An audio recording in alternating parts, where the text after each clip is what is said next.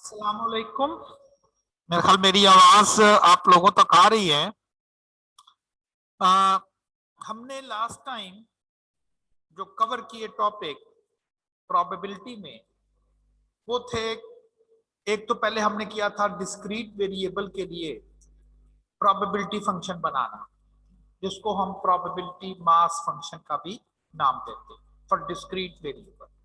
और उसके बाद हमने कॉन्टिन्यूस रैंडम वेरिएबल के लिए भी डिस्ट्रीब्यूशन फंक्शन बनाया, प्रोबेबिलिटी फंक्शन बनाया, जिससे हमने प्रोबेबिलिटीज वगैरह कैलकुलेट की। लेकिन दोनों पे हमने जो चीज डिस्कस की वो थी कि एक सिंगल वेरिएबल की बात हो रही है, चाहे वो डिस्क्रीट था या वो कंटिन्यूस था। अब जो लेक्चर्स हमने पढ़ने हैं उसमें हमारे पास discrete variable at a time एक से ज्यादा होंगे। आप समझ लें, पहले हमने यूनिवेरिएट की बात की, एक वेरिएबल यूनि फॉर वन, और अब साइमल्टेनियसली हम बाईवेरिएट की बात करेंगे। सेम टाइम दो वेरिएबल्स अगर हों, उनकी कैसे प्रोबेबिलिटीज और बाकी कैरेक्टरिस्टिक्स जो है वो कैसे कैलकुलेट करते हैं। अगर मैं थोड़ा सा रिव्यू की बात करूं कि जो आप पढ़ चुके हैं, प्रोबेबिलिटी मास फंक्शन याद करें क्या था, और बड़ा कैटेगोरिकली वहां मेंशन किया गया था for a discrete random variable x, जिसकी पॉसिबल वैल्यूज इनमें से कोई हो सकती हैं, और हर वैल्यूज के अगेंस्ट अगर हम प्रोबेबिलिटीज कैलकुलेट करते हैं तो कहता है कि वो जो फंक्शन होगा जिसे आपने प्रोबेबिलिटी फंक्शन कहना है वो ये दो कंडीशन पूरी कर रहा होगा। किसी भी प्रोबेबिलिटी का आंसर नेगेटिव नहीं होना चाहिए, जीरो हो सकता है, क्योंकि प्रोबेबिलिटी की लिमिट जो होती है वो 0 से 1 होती है किसी भी इवेंट की, तो ये पॉसिबल है for all values of x. Her x की वैल्यू के लिए आंसर नेगेटिव नहीं आना चाहिए। और सेकंड कंडीशन ये थी कि तमाम जो प्रोबेबिलिटीज हैं हर एक्स की वैल्यूज के लिए, लाइक इसकी प्रोबेबिलिटी अगर P1 है, इसकी प्रोबेबिलिटी को P2 अगर कह रहे हैं, और जो उसकी आखिरी वैल्यू है उसकी प्रोबेबिलिटी को, तो इन तमाम प्रोबेबिलिटीज का जो सम है वो 1 होना चाहिए। जिस प्रोबेबिलिटी फंक्शन में ये दोनों कैरेक्टरिस्टिक्स होंगे या ये वो दो कंडीशंस को सेटिस्फाई कर रहा होगा, उसको हम कह देते हैं कि ये प्रोबेबिलिटी मास फंक्शन है। मास का फंक्शन हम उस वक्त वर्ड यूज करते हैं जब हमारे पास वेरिएबल जो हो वो क्या हो, डिस्क्रीट वेरिएबल। लेकिन अगर आप नोट करें तो ये सारे के सारे वो फंक्शंस हैं जो कि इस वक्त जो है वो सिंगल वेरिएबल्स के लिए। और उसके बाद फिर हम आपको याद होगा कि हमने कुछ प्रोबेबिलिटीज पहले तो बनी बनाई, हमें प्रोबेबिलिटी टेबल्स बने, और बाद में कुछ हमने ऐसे क्वेश्चंस भी सॉल्व किए कि जिसमें हमें दिया तो फ्रीक्वेंसी टेबल था, ठीक है ना, और हमने उस फ्रीक्वेंसी टेबल की प्रोबेबिलिटी कैलकुलेट करनी थी, तो कह दिया गया इस फ्रीक्वेंसी को टोटल से डिवाइड कर दें तो उस इवेंट की प्रोबेबिलिटी आ जाएगी, फ्रीक्वेंसी को टोटल से। क्योंकि प्रोबेबिलिटी का बेसिक फार्मूला क्या था, NA/NS। तो आप समझ लें टोटल है 10,000 और इसकी जो फ्रीक्वेंसी है वो 380, तो ये इसकी प्रोबेबिलिटी आ जाएगी। अच्छा, कुछ लोग उसको ऐसे भी लिख लेते हैं, कहते हैं कि अगर फ्रीक्वेंसी टेबल दिया हुआ हो तो हर इवेंट की फ्रीक्वेंसी को सम ऑफ द फ्रीक्वेंसी से डिवाइड कर दें, इसे हम रिलेटिव फ्रीक्वेंसी भी कॉल करते हैं। दैट्स ट्रू, ये प्रोबेबिलिटी भी आ जाएगी। 380 डिवाइडेड बाय 10,000, 1120 डिवाइडेड बाय 10,000। तो आपने क्या किया, फ्रीक्वेंसी टेबल से प्रोबेबिलिटी टेबल बना लिया अगर हमारे पास एक सिंगल डिस्क्रीट वेरिएबल हो। अब जरा मैंने थोड़ा सा पीछे रिव्यू किया कि हमने पढ़ा क्या है। अब आ जाते हैं बाईवेरिएट टेबल पे। जॉइंट प्रोबेबिलिटी डिस्ट्रीब्यूशन, दो की इकट्ठी, 3 की भी हो सकती है, फिर ये एक मल्टीवेरिएट भी हो सकता है, लेकिन हम उस एक्सटेंट तक नहीं जाएंगे। हम सिर्फ और सिर्फ दो वेरिएबल्स तक ही अपने आप को स्टिक रखेंगे। If x and y are two random variables, वो दो वेरिएबल्स हैं एक ही दफा पे, एक नहीं अब दो दो वेरिएबल में। जैसे मैथमेटिक्स में नहीं, आप पहले सिंगल वेरिएबल की बात करते हैं, फिर कहते हैं ये दो इक्वेशनें आ गई, साइमल्टेनियसली सॉल्व करना है। अब यहाँ पर दो वेरिएबल्स आएंगे और उनकी साइमल्टेनियसली हमने प्रोबेबिलिटी बतानी होगी। If x and y are two variables, then the probability of their simultaneous occurrence, कि ये वेरिएबल ये वैल्यू ले, दूसरा वेरिएबल ये वैल्यू ले, दोनों ही ये वैल्यू ले, बताएं इसके क्या चांसेस हैं, can be represented as a function which is called joint probability distribution or the bivariate distribution, दो बाई फॉर टू के। तो अब हमारे पास सेम टाइम दो वेरिएबल्स होंगे, एक को x कह देंगे, एक को y कह देंगे, और उनकी जॉइंट अक्रंस की क्या, ये भी हो ये भी हो, ऐसा ना। आप दो काम कर रहे हो, क्या प्रोबेबिलिटी है ये हो जाए, आप कहेंगे क्या प्रोबेबिलिटी है ये भी हो और दूसरा एट द सेम टाइम ये भी चीज हो, दोनों सेम टाइम हो, तो फिर उसकी क्या probability. Joint probability mass function, जब वेरिएबल डिस्क्रीट होंगे तो उन्हें हम मास फंक्शन का नाम दे देंगे। For discrete random variables x and y are defined on the same sample space S, then their joint probability mass function, जिसे हम joint PDF PMF भी कहेंगे, probability mass function is given as। सबसे पहले इसकी नोटेशन कैसे लिखेंगे joint probability, पहले तो क्या करते थे, हम कहते थे प्रोबेबिलिटी ऑफ x, ऐसे करके बस कि x जो है वो ये वैल्यू लेगा, इसकी क्या प्रोबेबिलिटी है। और अब हम कहेंगे कि प्रोबेबिलिटी के x तो ये वाली वैल्यू ले स्पेसिफिक, एंड y जो हो वो ये वैल्यू, इसको हम लिखेंगे जॉइंट प्रोबेबिलिटी को px, y, कि x की ये वैल्यू आए, y की वैल्यू आए, इसकी क्या प्रोबेबिलिटी है, इसे हम कहते हैं जॉइंट प्रोबेबिलिटी। कहता है ये जब आप जॉइंट प्रोबेबिलिटी लिखेंगे तो क्या कैलकुलेट करेगा कि x ये वैल्यू ले और एंड y जो है वो ये वैल्यू ले, इसकी हम जॉइंट प्रोबेबिलिटी कहेंगे। कहते हैं ये प्रोबेबिलिटी मास फंक्शन कब कहलाएगा, जब ये दो कंडीशंस पूरी कर रहा होगा। कौन सी भी दो कंडीशन, अगेन वही, जॉइंट प्रोबेबिलिटी किसी का भी आंसर नेगेटिव नहीं होना चाहिए, 1 से बाय नहीं होना चाहिए हर जॉइंट प्रोबेबिलिटी का, ठीक है। और कोई कंडीशन, कहता सारी की सारी जो प्रोबेबिलिटीज हैं जॉइंट प्रोबेबिलिटीज, x की तमाम वैल्यूज और y की तमाम वैल्यूज पे ऊपर जमा किया जाए तो आंसर 1 आता है।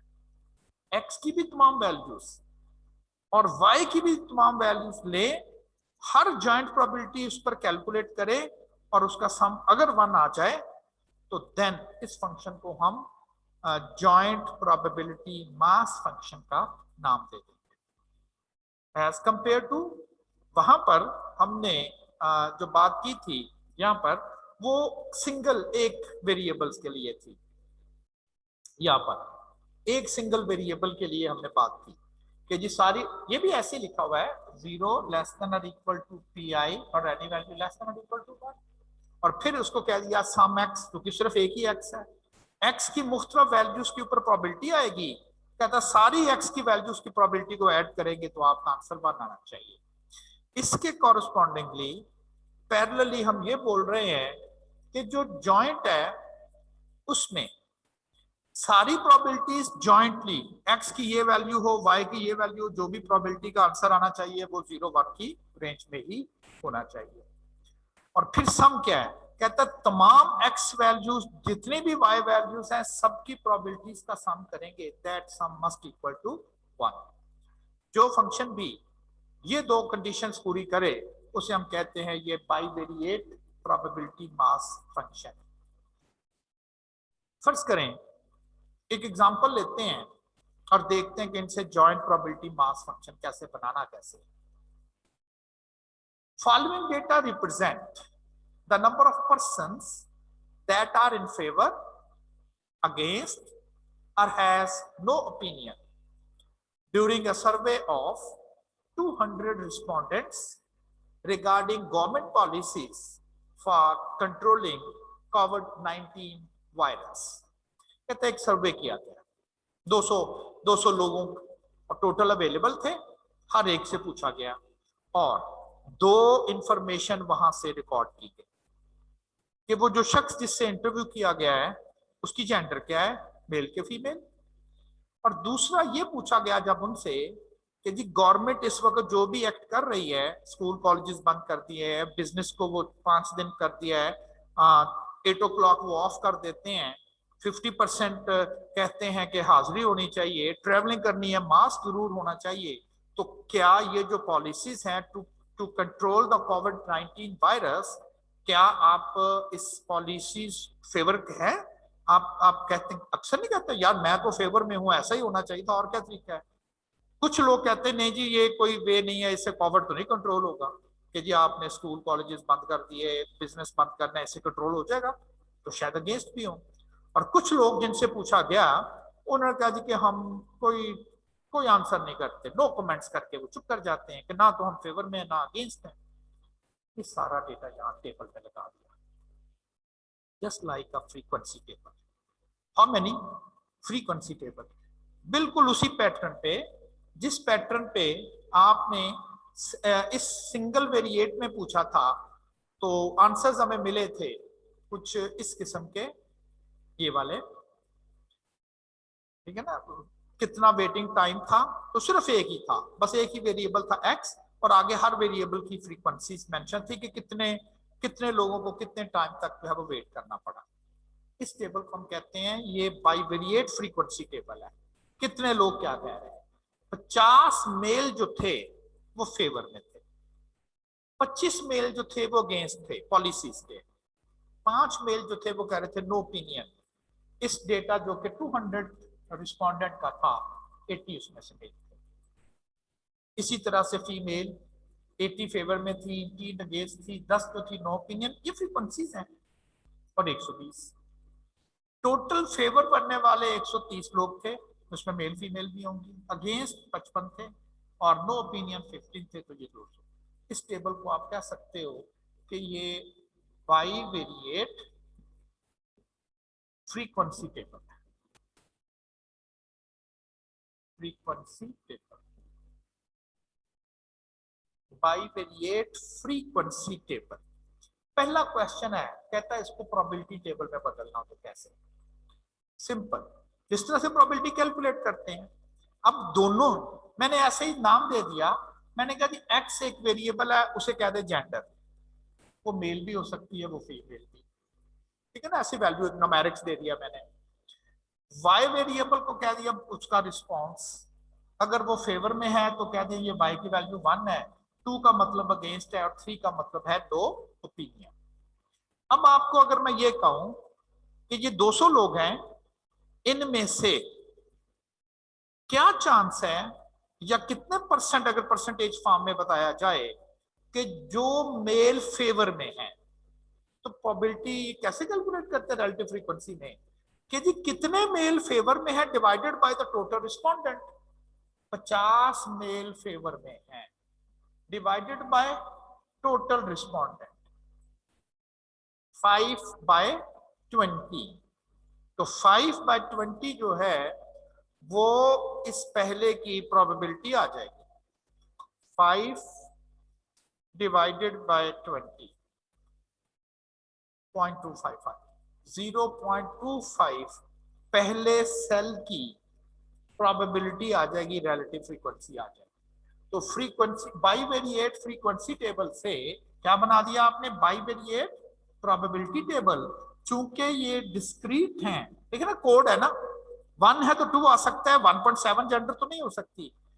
तो इसी तरह से फेवर अगेंस्ट और ओपिनियन ये क्वालिटेटिव वेरिएबल्स हैं, आप उनको कोड दे दें, लेकिन 1.3 कोड की कोई सेंस तो नहीं है, इसलिए मैंने उसको डिस्क्रीट कहा है। सिंपल क्या करना है, आपने हर सेल की फ्रीक्वेंसी को टोटल से डिवाइड करना है। अगर मैं कहूं कितने क्या परसेंटेज है या कितने मेल जो ओपिनियन नहीं दे रहे, जो कह रहे नो कमेंट्स, 200 में से 5, तो 5/200 मुझे आ जाएगा। इसको हम कहते हैं बाइवेरिएट प्रोबेबिलिटी मास फंक्शन। पहले था यूनिवेरिएट में, उसमें भी मैंने ऐसे किया, फ्रीक्वेंसी को टोटल से डिवाइड कर दिया तो प्रोबेबिलिटीज आ गई।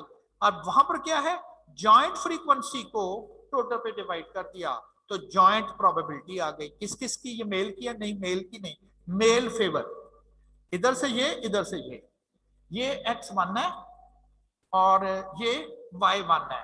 तो आप कह सकते हो कि ये जो प्रोबेबिलिटी लिखी हुई है, ये लिखी हुई है कि x की वैल्यू 1 हो यानी वो मेल हो, y की वैल्यू 1 हो यानी कि वो फेवर में हो। इसकी प्रोबेबिलिटी कैलकुलेट करनी है, आप कहेंगे कितने लोग हैं, ये 50 हैं ऐसे जो मेल हो और फेवर में हो, कितने में से, 200 में से, तो ये उसकी प्रोबेबिलिटी आ जाएगी। इस तरह से आपने हर एक को टोटल पे डिवाइड करना, हर एक को, तो ये उसकी आ जाएगी। पहला question joint probability mass function आपके पास आ जाएगा। टेबल गिवन था, आपने हर सेल को टोटल पे डिवाइड करके उसकी प्रोबेबिलिटी लिखी। नेक्स्ट कहता है calculate marginal distributions. Marginal, joint में दोनों वेरिएबल सेम टाइम आ गए, आप कहेंगे इसमें से हम अलहदा भी कैलकुलेट कर सकते हैं, एक्स की अलहदा वाई की अलहदा बिल्कुल कर सकते हैं, और उनको हम कहते हैं मार्जिनल डिस्ट्रीब्यूशंस। मार्जिनल, एक्स की अलहदा से डिस्ट्रीब्यूशन, वाई की अलहदा से, और इन डिस्ट्रीब्यूशंस को हम कहते हैं मार्जिनल डिस्ट्रीब्यूशंस। अब देखिए मार्जिनल डिस्ट्रीब्यूशंस के लिए आप फर्ज करें एक्स की वैल्यू फिक्स कर लेते हैं, ये कहते हैं वो मेल हो, मेल कितने परसेंट है, मेल कितने परसेंट है, टोटल मेल है कितने, 80, कितने में से, 200 में से, तो मेल की परसेंटेज आ गई कि जी अगर कोई शख्स आप इस डेटा से लेंगे जिसमें 200 लोगों का डेटा है, आपके जी एक पेपर सिप उठाएं रैंडमली, क्या चांस है वो पेपर सिप किसी मेल की होगी, इररिस्पेक्टिव कि वो फेवर कर रहा होगा वो मेल या उसके रिस्पॉन्स अगेंस्ट होगा या वो नो ओपिनियन है, इज रिस्पेक्टिव ऑफ दैट, तो मेल की बताएं। आप जस्ट ये देख लें कि ये जो मेल है इसमें से इतने फेवर वाले हैं, इतने वो मेल हैं जो अगेंस्ट हैं, इतने वो मेल हैं जो नो ओपिनियन में है तो सारे मेल। इस तरह से और का वर्ड नहीं आ जाएगा कि मेल तो हैं ही हैं, वो फेवर में हो और वो अगेंस्ट हो और वो नो ओपिनियन वाले हो, हैं तो वो मेल ही ना सारे, ये सारे। तो सिंपल क्या करना है, और का वर्ड जहां पर होगा आप कहेंगे प्लस कर देंगे, तो मेल वो जो फेवर में हो प्लस मेल जो अगेंस्ट हो उनकी प्रोबेबिलिटी, आप पता ना प्रोबेबिलिटी में और का वर्ड आता तो आप ऐड करते हो। तो अब आपने क्या करना है कि ये जो आपका बाइवेरिएट टेबल बना होगा इसे आप अगर रो वाइज ऐड कर दें, ऐसे जो यहां पर आएगा उसको हम कह देते हैं कि ये x1 की प्रोबेबिलिटी कहते हैं, और ये फिर ये x2 की प्रोबेबिलिटी। देखिए वो 40% और 60%, 100 पूरा हो गया, मतलब कि जी अगर एक डेटा उठाएं 40% चांस है वो मेल होगा, कौन से मेल जी, इसमें फेवर वाले अगेंस्ट वाले नो ओपिनियन वाले सारे मेल होंगे, और 60% चांस है कि वो फीमेल होगा, 100% पूरा हो गया।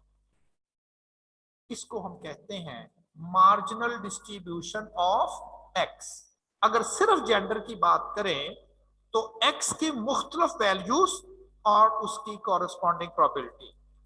तो क्या बता रहा हूं, बाइवेरिएट टेबल लें और एक्स के अगेंस्ट जितनी वाई की वैल्यूज आ रही हैं सबको जमा कर दें, जितनी आ रही हैं सबको जमा कर दें, फिर एक्स की दूसरी वैल्यू ले, वाई की वैल्यू 1, वाई की वैल्यू 2, वाई की वैल्यू 3, इसको भी जमा कर दें। यही चीज जो बता रहा हूं ये लिखी हुई है मैंने, क्या लिखा हुआ है, कहता अगर आपको marginal distribution of x require हो तो करें क्या, कहता जॉइंट प्रोबेबिलिटी ले लें, यस ये जॉइंट प्रोबेबिलिटीज हैं, उनको तमाम वाई के लिए जमा करते जाएं, तमाम वाई वैल्यूज के लिए, ये वाई वैल्यू या वाई है ना और इधर एक्स है, इधर एक्स है और इधर ये वाई है, तो मैंने क्या किया, ईच एक्स के लिए करना है आपने, हर एक्स के लिए y की जो मुख्तलिफ वैल्यूज हैं उनको ऐड कर लेना, हर x की वैल्यू के लिए करना। अब x की वैल्यू ये बदली और y वैल्यू फिर ऐड कर दी, ये देखें फिर ऐड कर दी।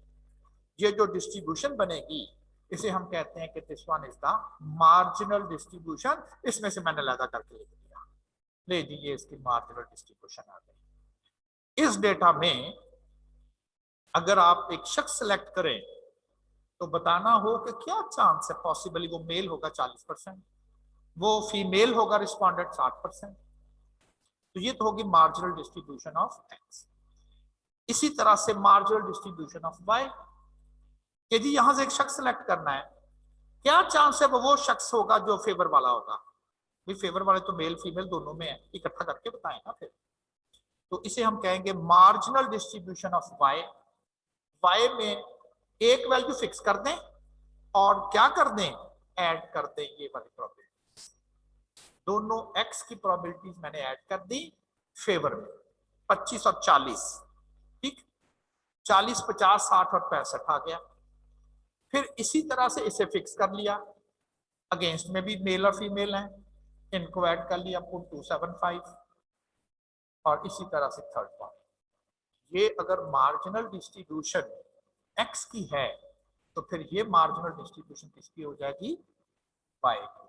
For each value of y sum the joint probabilities of all values of x. For each value अलग अलग करना है, ईच वैल्यू, इसके लिए अलहदा जमा करें, इसके लिए अलहदा करें, और इसके लिए एक्स की वैल्यूज के ऊपर प्रोबेबिलिटीज जो है वो अलहदा जमा करते हैं। और देन एक अगर आप अलहदा टेबल में बना के लिख देते हैं तो ये बन जाएगा probability mass function for y, और ये बन जाएगा probability mass function for x, और ये है probability joint probability mass function for x as well as from y. तो सेपरेट और इकट्ठा।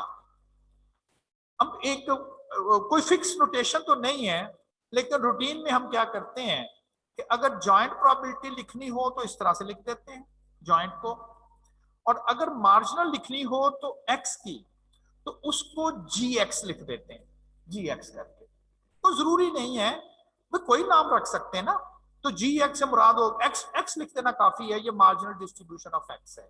और इसी तरह से वो कहता है कि ये मार्जिनल डिस्ट्रीब्यूशन ऑफ वाई। तो ये तो हो गई कि जॉइंट प्रोबेबिलिटी कैसे कैलकुलेट करनी, और फिर उस जॉइंट प्रोबेबिलिटी टेबल से मार्जिनल प्रोबेबिलिटीज जो हैं हर वेरिएबल्स की, हर वैल्यूज के, उसकी अपनी अपनी प्रोबेबिलिटीज आपने किस तरह से कैलकुलेट कर।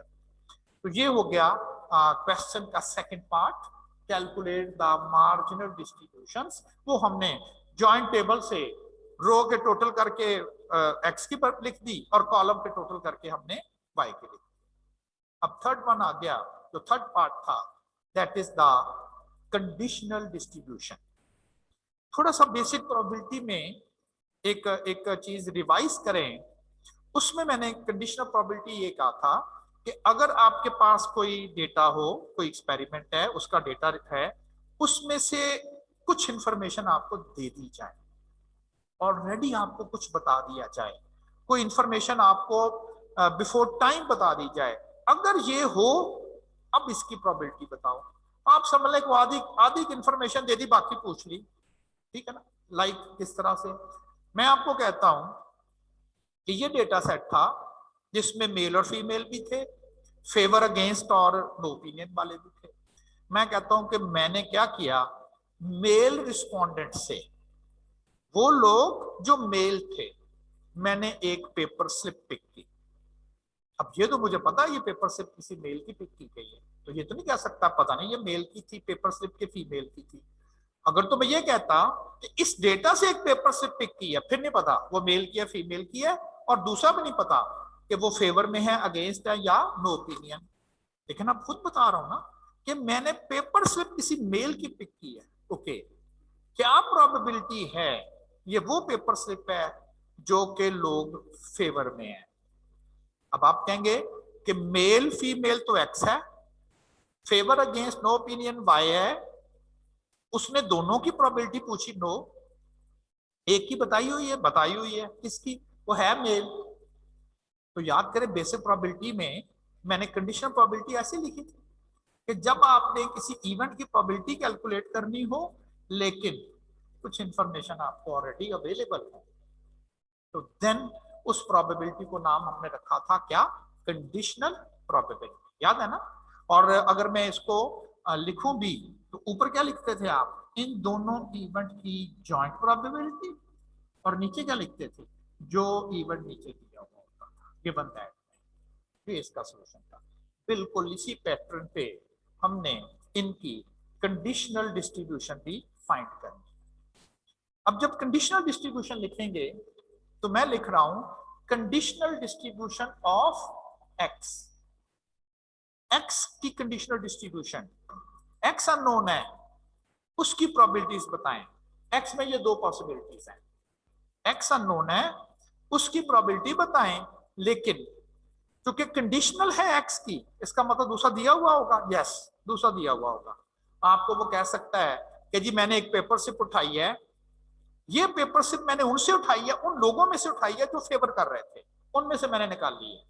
तो गवर्नमेंट चाहती है जी कि लोग हमारी फेवर करें, वो कहता अच्छा आप ऐसा करें, वो जो लोग फेवर कर रहे हैं ना उनमें से एक हमारे पास भेजें, लेकिन रैंडमली भेजना है, अपनी मर्जी से नहीं। तो हम क्या करेंगे, सिर्फ वो लोग जिनको फेवर वाले होंगे वहां से हम एक शख्स उठाएंगे, मेल और फीमेल। अनसर्टेनिटी तो है ना कि वो मेल होगा या वो फीमेल है। सबसे पहले तो इसको लिखेंगे कैसे, इसको कंडीशनल प्रोबेबिलिटी को कैसे लिखेंगे, जो जिसकी प्रोबेबिलिटी फाइंड करनी है वो पहले लिखेंगे, और दूसरा वेरिएबल होगा, ये अंडरस्टूड है जी, ये इंफॉर्मेशन गिवन है हमें, तो लिखेंगे पी एक्स, इसे क्या लफ्ज बोलते हैं, गिवन, बिल्कुल जैसे बेसिक प्रोबेबिलिटी में हमने पढ़ा था। तो p probability of x given y. अब यहां पर एक्स की तो दो वैल्यूज हैं, यस दो वैल्यूज हैं। अब जब आप गिवन की बात करेंगे तो उसमें तीन वैल्यूज हैं, बिल्कुल ऐसे ही तीन वैल्यूज। तो इसकी प्रोबेबिलिटी जब आप कंडीशनल लिखोगे तो इसको सॉल्व कैसे करना है, बिल्कुल अभी जो फार्मूला लिखा कहता ऊपर दोनों की जॉइंट लिख दे, ये ले जॉइंट ऐसे लिखेंगे ना, और नीचे किसकी प्रोबेबिलिटी लिखनी है, जो गिवन दैट में है, सिर्फ वाई की, आ गया ना यूज मार्जिनल का, तो नीचे सिर्फ और सिर्फ आपको किसकी प्रोबेबिलिटी लिखनी है, सिर्फ वाई। जब आप जॉइंट प्रोबेबिलिटी लिखेंगे, जॉइंट प्रोबेबिलिटीज, तो कैसे लिखेंगे जॉइंट प्रोबेबिलिटीज, आप कहेंगे जब हम फेवर वालों को फिक्स कर लेंगे और मेल की प्रोबेबिलिटी लिखेंगे, लेकिन हमें फेवर वालों का पता है, फिक्स है वो, कहता क्या करें, उन दोनों की जॉइंट प्रोबेबिलिटी को डिवाइड कर देंगे इस फेवर वाले की प्रोबेबिलिटी के साथ। मार्जिनल, ये मार्जिनल है ना, इस साइड पे ये मार्जिनल है किसका, वाई का, ये किसका मार्जिनल है, एक्स का। इस डेटा के मुताबिक जब आपने कंडीशनल डिस्ट्रीब्यूशन ऑफ एक्स लेनी है, ऊपर तो लिखना है जॉइंट और नीचे डिवाइजर में क्या लिखना है, वाई। अब आप इससे जब आप कंडीशनल डिस्ट्रीब्यूशन बनाओगे, ये तो हो गई जॉइंट जो मैंने यहां लिखी हुई है, और डिवाइजर क्या करेंगे, इसका डिवाइजर तो ये करेंगे ना 0.65। जब आप इसको 0.25 जो इनकी जॉइंट है डिवाइडेड बाय 0.65 करोगे तो ये आंसर आ जाएगा। एंड सिमिलरली इसको इससे डिवाइड करोगे तो ये आंसर आ जाएगा 0.62।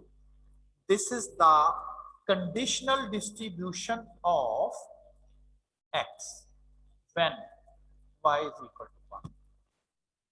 तीन बनेगी ना, 1 के लिए अलहदा x की डिस्ट्रीब्यूशन, 2 के लिए अलहदा, 3 के लिए अलहदा। सिमिलरली इसको इससे डिवाइड करेंगे और इसको इससे डिवाइड करेंगे, यही फार्मूले में रखें। इसके लिए अगर कोई वर्ड लिखना चाहेंगे तो हम कहेंगे ये भी x की मुख्तलिफ वैल्यूज की प्रोबेबिलिटीज है 1 2 के लिए, लेकिन y इसमें फिक्स है, दैट इज 2, एंड सिमिलरली 3 के। तो इसका मतलब ये हुआ कि अगर आपको टेबल से बाइवेरिएट टेबल से ही मार्जिनल करनी है तो उनको ऐड कर लें, इधर करनी है तो उनको ऐड कर दें, और अगर उनकी कंडीशनल प्रोबेबिलिटी लेनी है तो इनको इनके टोटल से डिवाइड करके ये कंडीशनल डिस्ट्रीब्यूशन बना देंगे। तो ये x की कंडीशनल डिस्ट्रीब्यूशन है। रिमेंबर ये x की है, y की नहीं है। देखिएगा एक्स की मुख्तलिफ वैल्यूज की प्रोबेबिलिटी को ऐड किया तो 1 आया, वाई की मुख्तलिफ वैल्यूज को ऐड किया तो 1 नहीं आ रहा, ये तो प्रोबेबिलिटी है ही नहीं उसकी। हाँ, ये वाई की नहीं है, ये सिर्फ और सिर्फ जो है किसकी है, एक्स की। अगर वाई की कंडीशनल डिस्ट्रीब्यूशन बनानी हो लाइक दिस वन, तो फिर कहता जी उसी तरह से काम करें, लेकिन डिवाइजर में क्या रखें, एक्स का मार्जिनल डिस्ट्रीब्यूशन। जब आपने इसकी बनानी है कि ये फिक्स कर दिया आपने, ये वाला ये फिक्स कर लिया, अब आपने इसकी कंडीशनल डिस्ट्रीब्यूशन बनानी है वाई की, तो वाई की इसकी क्या प्रोबेबिलिटी आएगी, इसकी क्या आएगी और इसकी क्या आएगी। एक्स तो फिक्स है, वो मेल है, और किसी ने कहा था जी मेल में से एक नाम सेलेक्ट करके भेजना है, तो खुद बता दिया मेल में से। आपने कहा ये पेपर से मेल वाली हैं, ये रख लो, बाकी लगा कर। इसमें से अब हो सकता फेवर वाला भी हो, अगेंस्ट वाला भी हो, नो ओपिनियन भी हो। इसकी कैसे बनाएंगे, ऊपर का था ज्वाइंट और डिवाइड किससे कर रहे हैं, 0.4 से, किसे 0.4 से, किसे 0.4 से। तो ये वाले आपके पास उसकी जो है ये कंडीशनल डिस्ट्रीब्यूशन ऑफ एक्स आ जाएगी।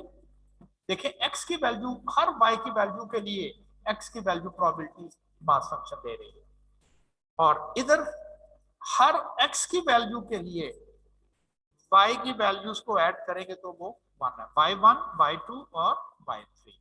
तो ये बन गई इनकी कंडीशनल डिस्ट्रीब्यूशन।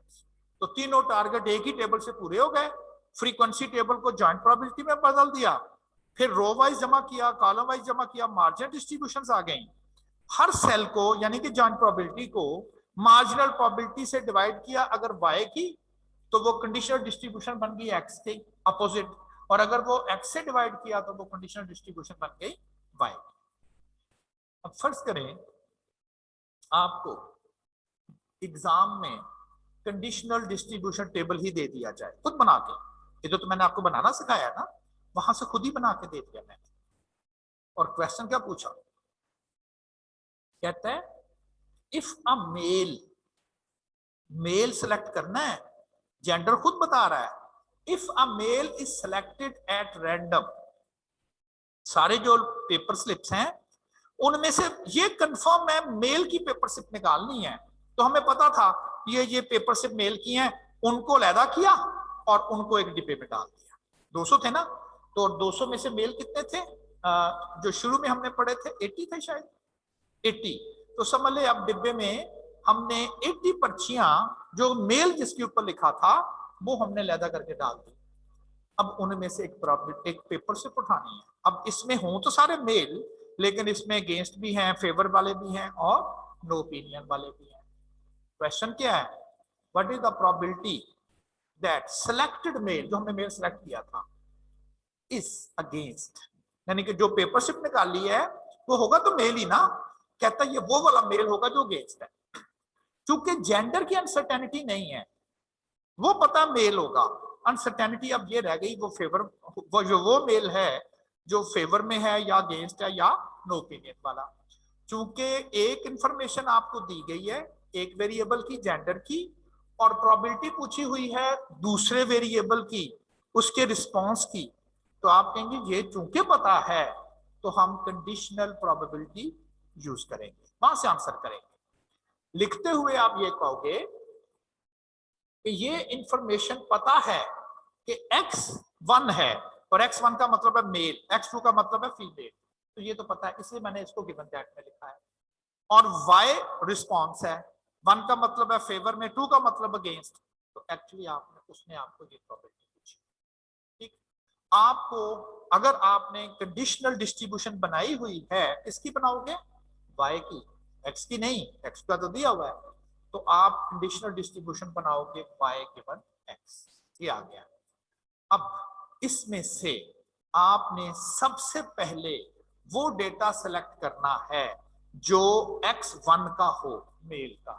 आपने कहना ये ले, ये बाइवेरिएट टेबल था, मैंने उधर से बनाया, मैंने डेटा सेलेक्ट कर दिया, ये सारा वो डेटा है जो किसका है, x1 का, मेल का। ठीक, बाकी छोड़ दिया ना। अब आप कहते इसमें से किसकी कौन सी प्रोबेबिलिटी देखनी है, 1 की भी आ सकती, 2 की भी, 3 की, आपने किसकी देखनी है, सिर्फ 2, तो आंसर आ गया 31।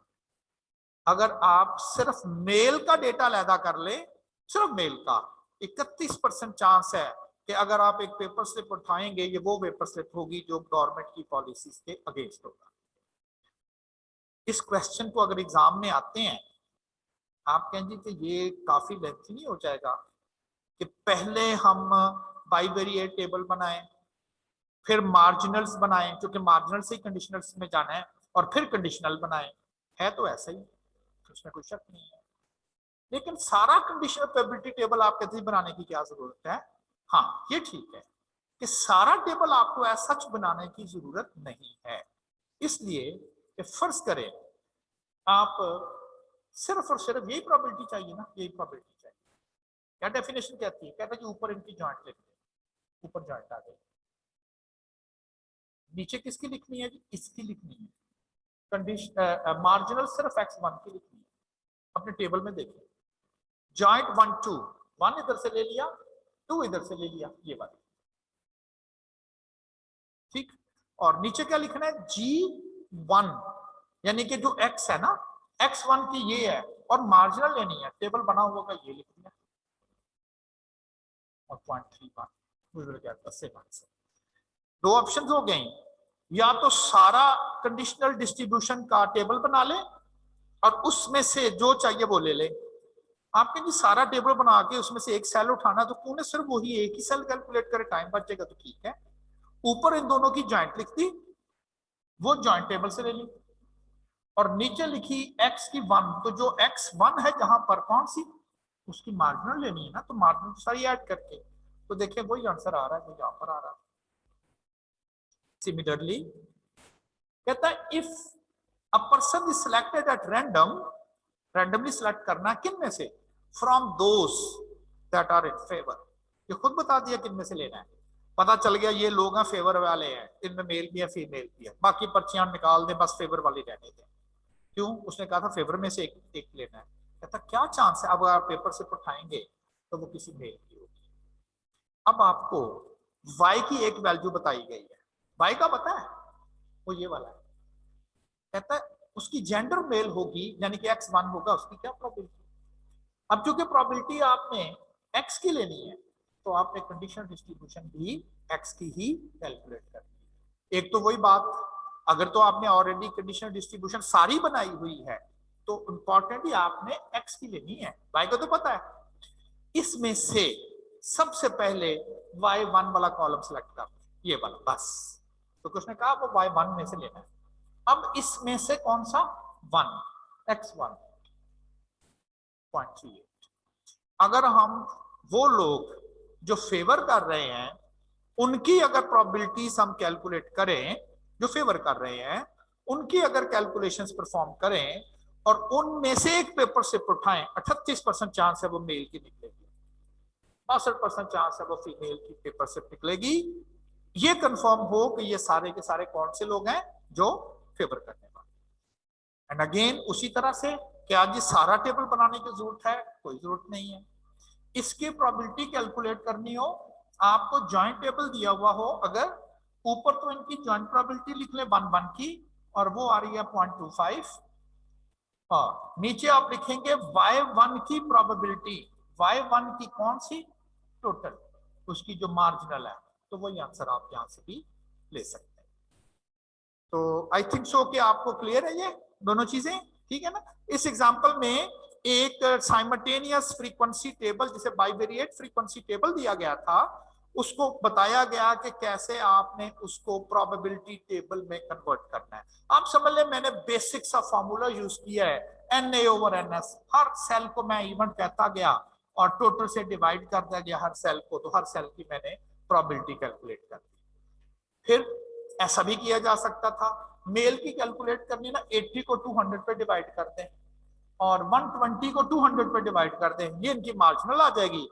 130 को 200 पे करें, 55 को 200 पे करें, 15 को करें, ऐसा भी किया जा सकता था। या अगर आपने प्रोबेबिलिटी टेबल्स ऑलरेडी बना लिए हैं, तो फिर सिंपली आप उनकी मार्जिनल कैलकुलेट करने का मतलब है कि उनको रो वाइज कर लें। वो भी मैंने ऐसे किया था ना, 80 को मैंने कहा था 200 पे डिवाइड कर दे तो वही आंसर आएगा, तो ये भी वही आएगा।